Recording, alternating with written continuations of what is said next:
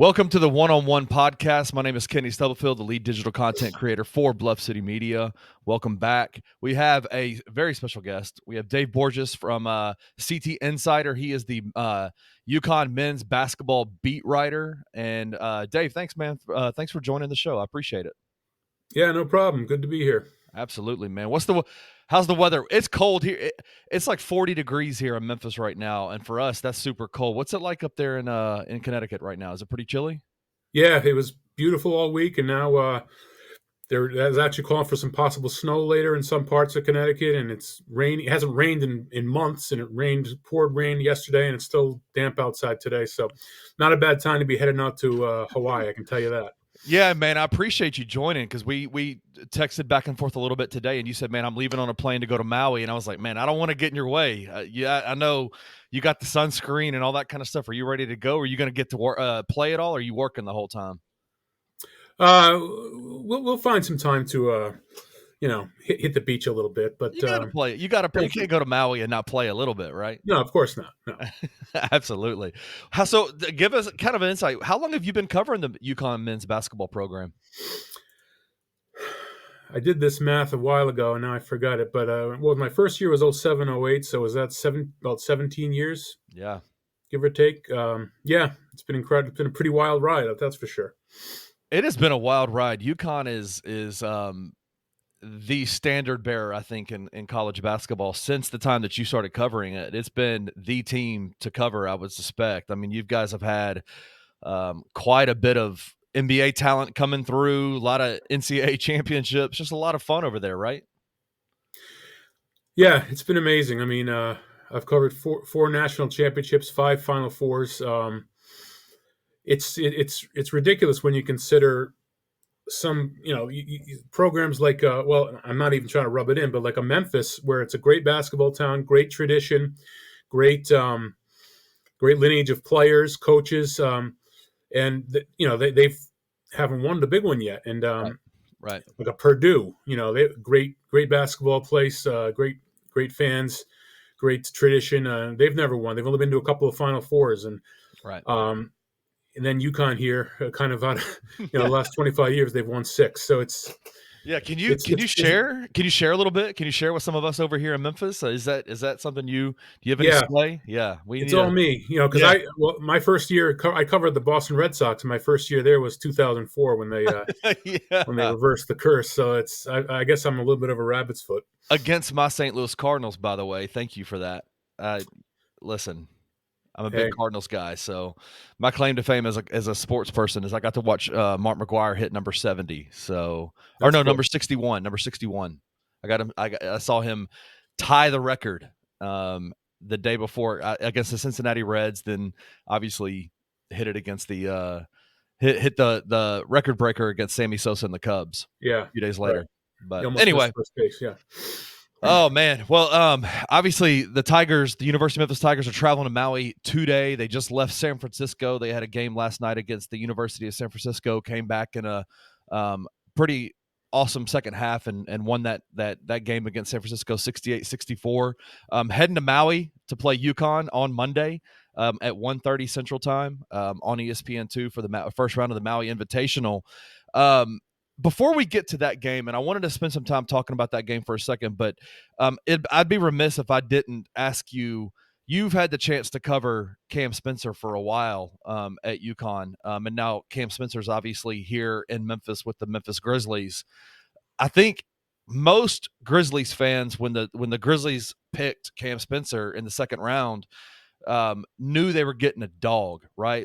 Like knew they were getting a guy who was just a hard nosed Dan Hurley type player that just was just a dog, which is what Memphis, the city of Memphis loves those kinds of guys. I mean, Tony Allen is getting his number retired this year for just basically being a defensive dog for the Grizzlies. What obviously Cam came in during the summer league and really intrigued a lot of Memphis Grizzlies fans with not only his willingness to get into the muck and the mire, the defense, to play hard-nosed defense, but he had a really nice jumper as well. Like was making a lot of jump shots, leading the team well. Obviously injured his ankle. He made his season debut this past week.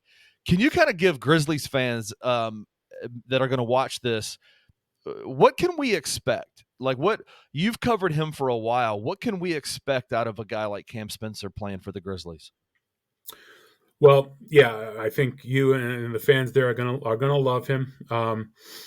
You say a while. I mean, actually, it was only 1 year. I mean, he only came here for the one transfer year, but it felt like he was here for 4 years because That's he weird, immediately. right? Yeah, yeah. No, but I understand because it felt like he was here for a while. I mean, he Yes, it did. immediately endeared himself to the fans with his hard nosed play, excellent shooting. I mean, I think he shot like 44% from three last season, and just all around basketball IQ, excellent, always in the right position, great passer.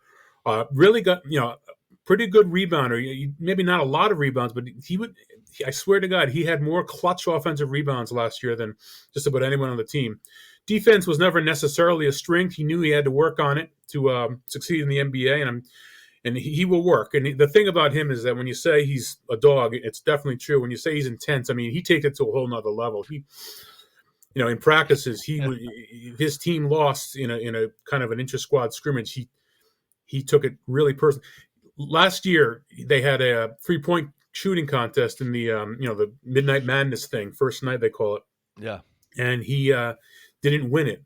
He was like visibly angry that he Like did. livid, huh? Yeah, yeah. And that's the kind of intensity you get from him. He's all basketball.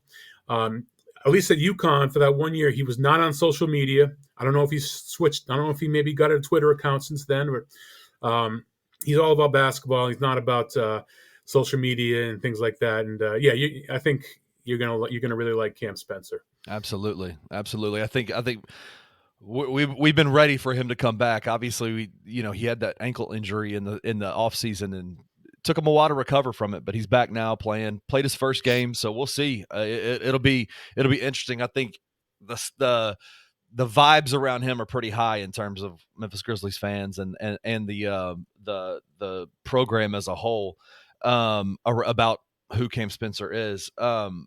Let me ask you. Let's go to this year's UConn team. Obviously, UConn is coming off of two straight national championships. You lost four guys this year. The team lost four guys to the NBA draft in the offseason. Obviously, Cam, Donovan Clingan, Tristan Newton, and Stephon Castle. What That's a lot of players to lose off of a team. Um, how has what has Dan Hurley done to kind of backfill the roster? What has he done who has he brought in? Like, kind of give us a breakdown of who he's brought in and how he's filled up those roster spots, if that makes sense. Well, he recruits guys who obviously are very talented and excellent players, but more than anything, just love basketball, aren't there just for the NIL money, aren't looking for as a way station into the NBA for a year. Um, he did have a one and done last year with Steph Castle, but he's the kind of guy. He was a great program guy for the 1 year he was here last year. So he recruits the right guys, talented guys, maybe not always the McDonald's All-Americans. I mean, he does have one this year in Liam McNeely, but recruits the right guys, the program type guys, and then he brings in transfers. Again, maybe not the big name transfers, maybe not the Hunter Dickinsons or even Right. PJ Haggerty, who I know is doing great at Memphis, and he would have been a great addition anywhere. But guys who fill certain roles, like Cam Spencer did last year. This year, he's got a couple of guys who are helping out early. So it's all about just bringing in the right guys, talented, of course, but guys who are all about winning and are all about the UConn program.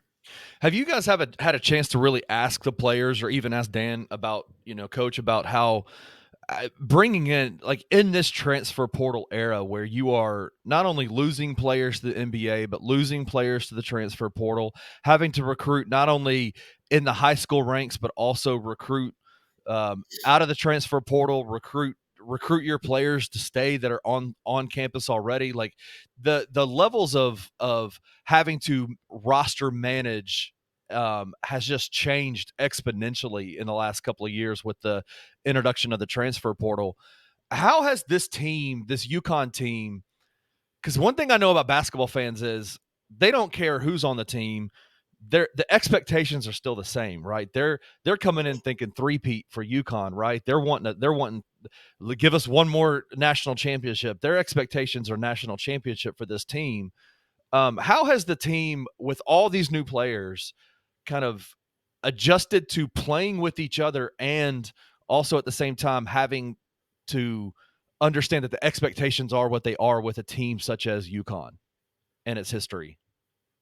Yeah, it's all about, this sounds like a cliche, but it really just Dan Hurley has built a culture here where Yeah. guys love it. He does not guys don't leave, and this is his seventh season here, and I can count on one hand maybe only 3 or 4 guys who've actually left that kind of surprised him in terms of, like, they were a little impatient about their playing time. So a couple of guys who were upperclassmen, with Hurley's blessing, left to go play somewhere where they were going to play more, and that's going to happen. But very few guys have left without sort of a mutual agreement that they were going to leave. Right. So people want to stay here. They understand that he's putting guys in the NBA, he's developing guys, he's turning top 50 recruits into lottery picks, and it's a family atmosphere. Again, you hear that all the time, but it really is true here. So I just think he's got a culture where people want to stay, want to come for one, and then want to stay and develop. So he deserves a lot of credit for that. Yeah, I mean, you see that even with, guys that could easily go transfer and make a lot of money in the NIL space, or go to the NBA and do their thing. But Alex Caravan is back now with the team. Obviously, is the leader on that team. Has in the 4 games that they've played so far, has led the team in scoring 3 of them. He's a fantastic ball player. Getting Alex Caravan back to that kind of basically just go, okay, he's a massive linchpin in what we're trying to do here at the University of, or at UConn, in terms of where they're trying to go. Yeah, he's the only returning starter. Yeah. Obviously, he started all but one of his, I think, 67 Yeah. games so far in college, which is, so basically he started right off the bat as a freshman and has continued to do that. Excellent shooter. He actually struggled shooting a little bit towards the end of last season and in the tournament, and wanted to improve upon that. And so far this year, he's shooting 54% from 3. Now, granted, it hasn't come against great competition, but Right. he's he's just he does so much more than that too. Even when he's not shooting well, he's a he's a leader. He's becoming more of a leader this year vocally, and smart player. Again, knows where to be on the floor at all times. Can rebound. Can find open guys. He could have possibly been taken maybe second round last year. Maybe. I mean, he wasn't getting that feedback, but he came back with the idea of he wants to be a first round draft pick, and so far he's showing that he probably deserves that. Absolutely. Absolutely. So what if, I know that the Huskies have played 4 games and it's not been good against great competition. Obviously, heading to Maui, with the lineup of teams that are there, it's going to be a ramp up in competition for everybody that's there. What do you think in terms of they're 4-0 on the year, beating teams that are, I think, in the 300 KenPom rankings right now? If you had to, I know I just I saw some interviews with Coach saying after the East Texas A&M game, they won 81-46, but he was not pleased with what the team did during that game. Called it, I think it was like thoroughly unacceptable or something like that. Like, No, it was now I forgot. But yeah, they got out rebounded in the second half by East Texas A&M. They turned the ball over 19 times, which is pretty crazy. Yeah, that's a lot. I think that you can pin that to some degree of human nature, or just Letting go of the rope a little bit. looking Yeah. ahead to Maui maybe a little bit. Yeah, but they it wasn't a great. Yeah, they weren't great in that game, no question. And he needed to get on them because like this Maui's just going to be incredibly competitive. I've really been impressed with what Memphis has done so far this year. And you got 4 top 10 teams out there, including UConn. So it's going to be great. What do you think? What do you know? Like, what have you learned about this UConn team as they've coming out of these 4 games that they've played, heading into Maui? Do you have any questions? Like, what are the big questions you have about this team moving forward? Like, what have you learned about this team? Are there any concerns you have in terms of what they do on the court?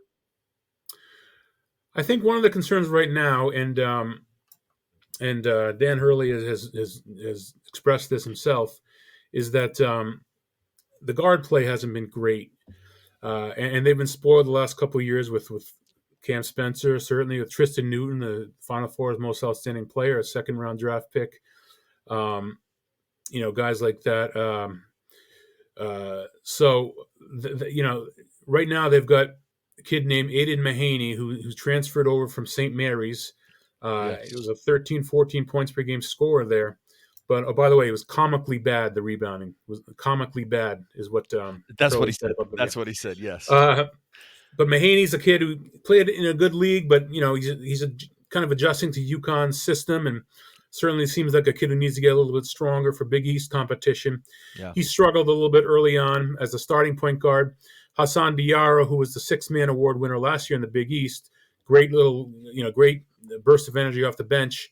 People thought maybe he'd start this year. Hurley seems to like him better coming off the bench. Mm. He's had some turnover issues early on, so um, the guard play right now, they're not finding open guys, open shooters as well as they have in the past. They're not finding big men.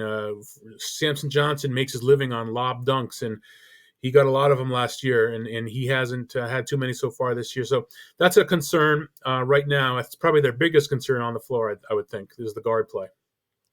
Do you think have you been able to watch much of any of Memphis's games so far?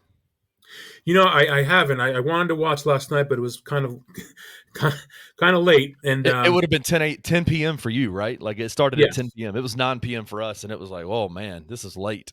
Yeah. Yeah, it was late, but just looking at, I'm impressed anytime a team wins on the road, and especially against a good team. San Francisco's been a pretty good program in recent years. I don't know how good they are this year, but to go out and win a road game against anybody, but particularly against a pretty good program, Yeah. that's impressive. And Memphis has a couple of good wins early on this year, and yeah, from what I can tell, they're a pretty good team. Yeah, it's interesting. I think the big thing I think for Memphis is that they have one of the major issues Penny has had with during his entire time at Memphis is not having a complete roster until maybe 2 to 3 weeks before this. I mean, bringing in players and not having time to gel. I think one of the bigger ideas around this year is that the guys have been here since June. The first day that they could report, they've been here, and so they've been playing together this entire since June, since everybody's been on campus, and um, playing one of the another big thing that Penny has done this off season is there's kind of a normal standard exhibition season where they'll play a few of the lower colleges here in Memphis and just kind of give them some bumps, some rubs, some trying to give them some their families a chance to come in and see them play at the FedEx Forum and get a game against the Tigers. This year they played Alabama and North Carolina in the exhibition season, and they got beat in both of those games, but there was a level of intensity and physicality that they played with, and especially in second halves, that were quite impressive. The Tigers have played. Penny is a defensive first coach. He wants to be a tough defensive team, and this is one of the first years. This is since 2000.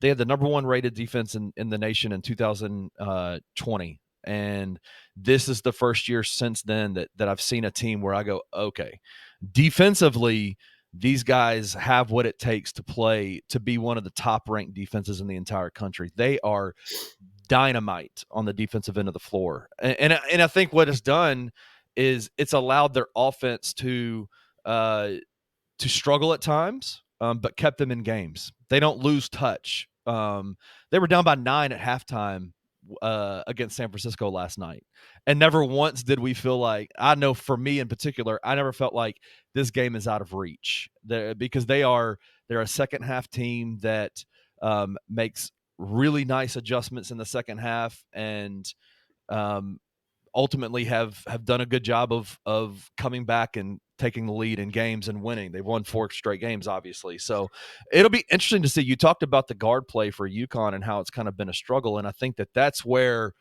that has been one of the major strengths for this Tiger team is in their guards. Tyrese Hunter, transfer from Texas, with alongside PJ Haggerty from Tulsa, who is just, I think he's averaging 25 points a game this year, shooting the ball, getting to the rim quite well, and then also Colby Rogers, who played for Wichita State last year. The backcourt has been a strength for the Tigers, and so I'm interested to see what those two backcourts on Monday look like together, right? Like the strength of the Tigers, is it the weakness for UConn? That's going to be interesting to see. Yeah, and one thing I always wonder about with teams that bring in a lot of transfers, and obviously that's the way of the world these days, pretty much. But you always wonder, no matter how talented they are, how they're all going to gel, how it's going to work. And with UConn, they tend to only bring in, like I said, a couple of guys who kind of fit certain roles, but not necessarily the big name guys. Obviously, Penny's brought in some excellent transfers, and so far it looks like they're melding pretty well. So when you get that going, talented mixed with a team that plays well together, that's a pretty good combination. And UConn, I'm sorry. That's not always been the case with Penny's teams. This is the second or third year where he's had to bring in quite a few transfers, and they've never gelled like the way they are right now. This team, and I do think being there in June has helped. Getting them on campus early and having them all here has helped. So, and that's something that Dan Hurley has done since he got here at UConn. He says it's an 11-month season, and he's not exaggerating. These guys are in there. And June, as soon as they can, they're there all summer, save for like maybe a quick trip home for the 4th of July. And then obviously the last couple of weeks of August, they go home before they come back. But he's got them there working all summer, obviously throughout the fall. And it's an 11-month season. And, it's a lot. It's a lot for these kids. But obviously it's proven to work. So it looks like Penny's, doing that as well. And so far, so good. Let me ask you this. Is culture the reason why Dan Hurley stayed? Like, is the culture that he's building there, is that the reason why the story was the LA Lakers were coming after him hard. And is that why he stayed in UConn? Is it because of what he's building, the culture he has there? Yeah, and because of that culture, he didn't want to leave guys like Alex Caravan, who could have gone to the NBA, decided to come back, and then all of a sudden, a couple of weeks later, they're reading that their coach might leave for the Lakers. But he understood that, and the freshmen coming in, even the sophomores who didn't necessarily play a whole lot last year, they expected to play for Dan Hurley and play for championships, and he didn't want to leave them in the lurch. I never thought he was going to the Lakers. I think he said many times he'd like to someday coach in the NBA, but I just think it'll be more of an East Coast type of job, whether it's the Celtics, Knicks, Nets, even maybe the Sixers. I don't know. But that's down the road. He also says he doesn't want to coach after he's turned 60. I don't know if he just means college or NBA as well, but he's, I think, like 52 right now, 53 maybe. So, we'll see. The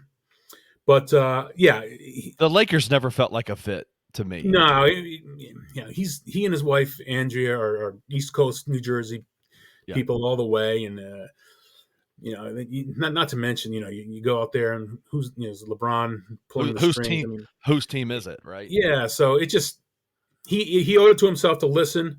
Certainly, oh, absolutely, yeah. He couldn't have asked for better, publicity in terms of here's the. But by the way, don't forget, not only did this offseason, not only did he reject the Lakers, he also turned down Kentucky back in April. Oh, that's right, man. You're talking about he's a guy who's turned down two of the most fabled franchises in basketball in the same offseason, and that's wow.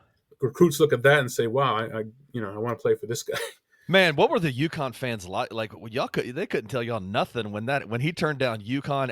He turned down the Lakers and Kentucky. Like, I bet y'all were chest out high the whole time.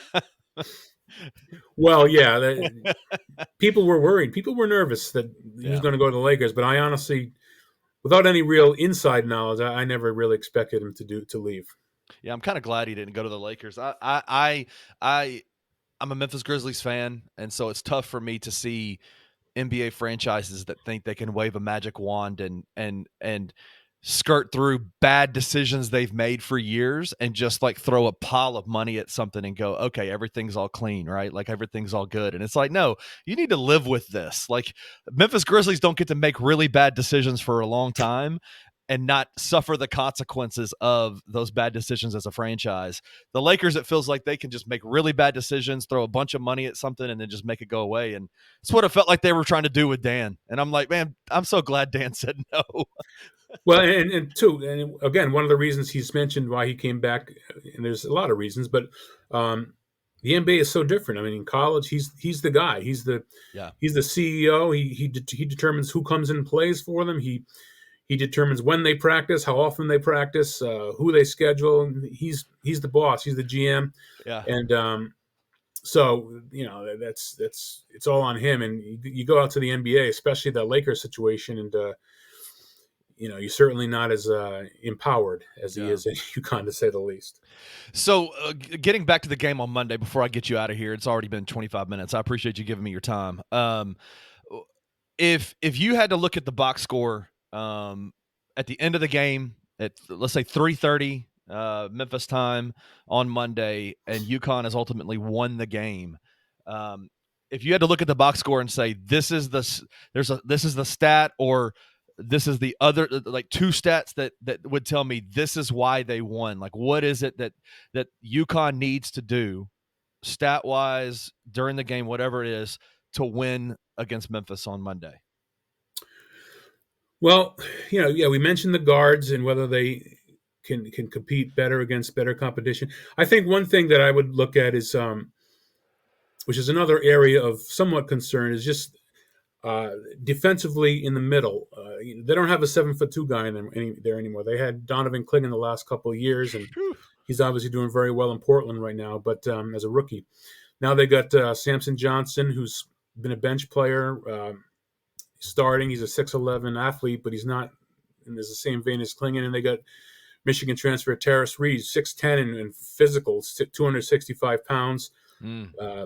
But not like, certainly not the rim protector or the rim runner that Donovan Clingan was. So defensively, I'll be interested to see how they are in terms of how they're able to stop Memphis's inside game, force them, to shoot the three, how dominating, how many blocks they get, that kind of stuff. How impressive the big men are defensively against a team of big uptick in competition.